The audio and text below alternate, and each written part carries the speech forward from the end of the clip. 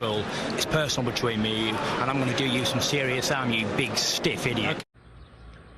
The Untouchable True School Sports Empire proudly presents something the boxing game's been missing. Hey, what's going on? It's your boy BT, and I came here to talk some boxing with the thousands of True School Sports subscribers. Now, I wanted to kind of get my little thoughts on Joe Joyce's fight against Christian Hammer and just the state of his career and where I think he's going and things like that. So, look, I like Joe Joyce. I'm a huge fan of the Juggernaut. I've grown into becoming a big fan of the Juggernaut over time.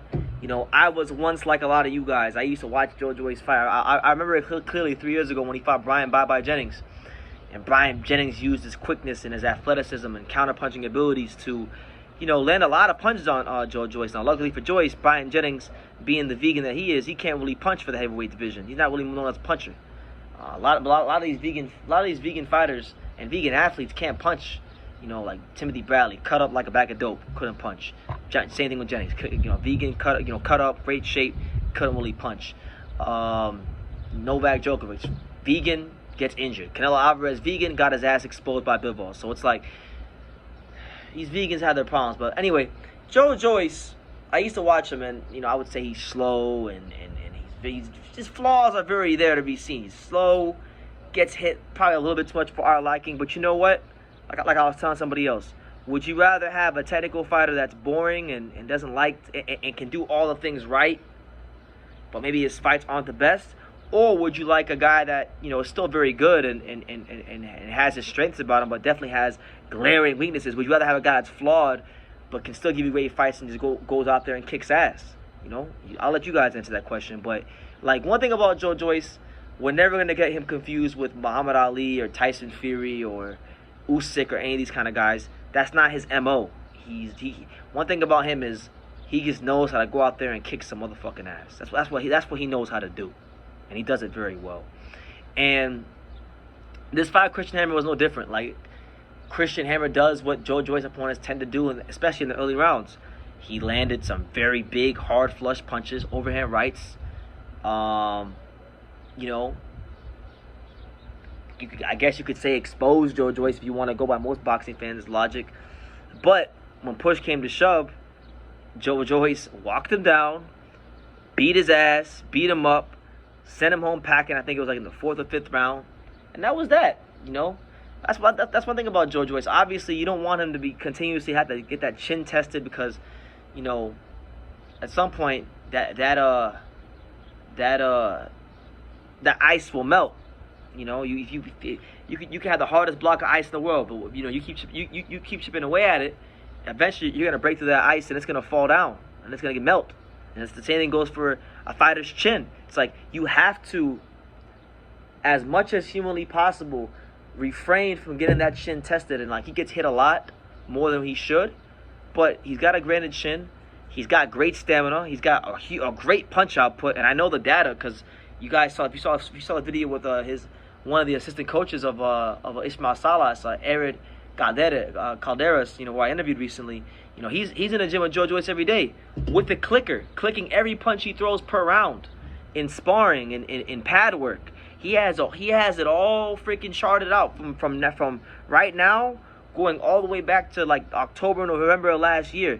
And this is a guy that sometimes, as I've seen on the charts, is throwing 96 punches around, 85 punches around. These are big numbers for a heavyweight. And when you factor in the kind of ferocity that he punches with, the size that he has, the intensity that he fights at, it's not nothing to really mess with, Joe Joyce. You know what I'm saying? So, look, he didn't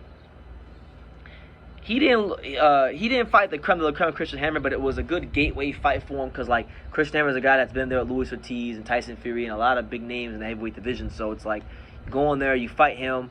The next step, generally speaking, is a top guy. And right now, as it stands, right, Joe Joyce is ranked number 1 in the WBO. I believe he's a WBO mandatory challenger. So the winner of Joshua versus Usyk will probably have to fight Joe Joyce next, or in the very, very near future. But let's just say if that doesn't happen, he's still number 2 in the WBC. Tyson Fury may retire from boxing. He may not. So if that belt becomes vacant, Wilder's number 1, but I doubt Wilder will come back to fight Joe Joyce. So he could probably fight for the vacant belt against the guy that he was supposed to fight in Joseph Parker. They could fight for the vacant WBC title because Parker's number 3 in the WBC. In the WBA, Joe Joyce is not currently ranked in the WBA. And in the IBF, Joe Joyce ranked number 6. So he's got a high standing with all these sanctioning bodies.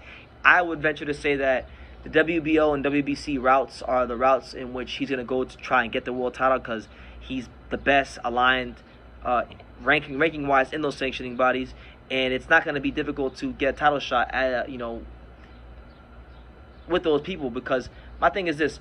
Joe Joyce is one of these guys, if you see him in person, I mean, his name is very fitting. 6'7", 270 plus pounds. He is a juggernaut. Tall, big, strong, durable, high punch output, lots of power, lot of strength that this guy has. Okay, I know it may look a certain way on TV, but I'm telling you, this guy is the real deal, and he's a tough out for anybody in the heavyweight division. And there isn't exactly a laundry list of guys that are lining up to fight Joe Joyce. Okay,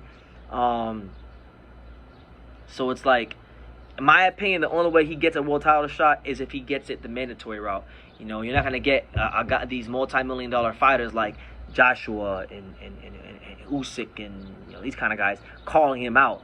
He's getting that fight with those guys if and only if he's mandatory. And even then, he still may not get it if the promoters don't want the fight or the fighters don't want the fight. They can still vacate. So it's like, that's not even a guarantee, but that's his best chance. So, I'm very encouraged to where his career is at right now. I think, to me, I know he still gets hit a lot, but I think he's grown a lot in the last 3 years. From the Brian Jennings fight to now, I think Joe Joyce is a better fighter. I've seen some of the improvements that Ismail Salas has made with him, as far as the jab output, and as far as him trying to limit himself getting hit. I saw in that last fight, he was doing a lot more moving with the head. He was getting his head out the line a lot more. He was just a more defensively conscious fighter when he fought Christian Hammer.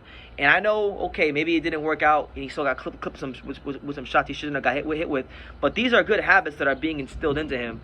And I think if he continues to get these habits drilled into him for another fight or two, he's going to be an even better fighter than he is now, okay? And he's dangerous. He's dangerous as all hell. So look out for him. The juggernaut is coming.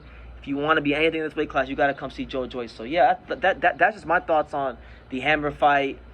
Joe Joyce's growth and where he's at in his career. And I just hope, I really wish for him to fight these guys like, Joshua, Fury, Philip Hergovic is the fight I really want to see, but that's still a ways away. But yeah, that's my take. You guys can let me know what you think in the comments down below. Make sure you guys take the time to subscribe. And like I say in every single one of these videos, you can love me or you can hate me, but I'm just a kid from Daniel. So until next time, take care, guys. Thank you for watching another video on True School Sports, the home of boxing. If you made it this far, do me a favor and do yourself a damn favor. Hit that subscribe button and surely you will not be disappointed. True School Sports bringing you the latest and greatest, the untouchable, boxing content, interviews, news videos, breakdowns, live fight reaction extravaganza. We've got a great community of people here, boxing fans all over the world, from America to the UK to Australia, and on and on and on. So join the empire today. Hit that subscribe button. Take care and God.